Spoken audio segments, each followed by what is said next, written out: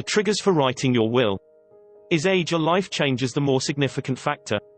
To some extent, the age at which someone should write a will very much depends on individual circumstances.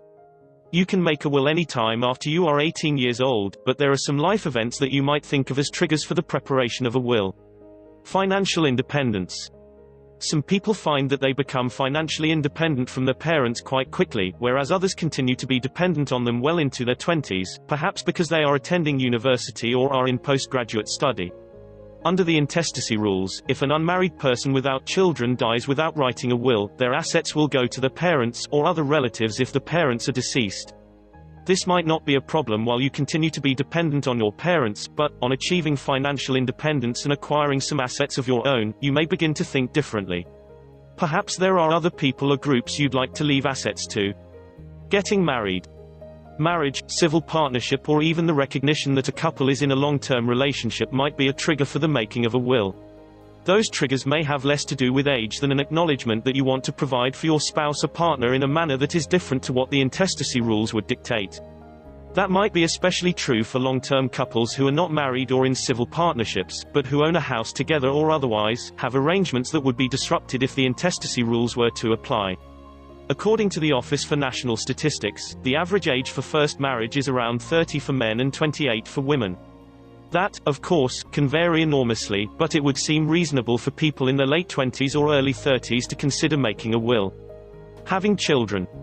When you have children, you are likely to have two main concerns about what happens if you should die. First and foremost, who will look after them? And secondly, what assets will be available to provide for their welfare? A will enables you to address both of these points, as you can use it to appoint guardians for your children and to allocate money and other assets, by way of a trust or otherwise, for the benefit of your children. Remarriage. A person who remarries, either after a divorce or the death of a spouse, will want to make a new will, as any prior will, other than one made in anticipation of the new marriage, will be automatically revoked by the new marriage. This applies equally to civil partnerships. Terminal illness. A person with a terminal illness who does not have a will may want to make one rather than have their entire assets pass under the intestacy rules.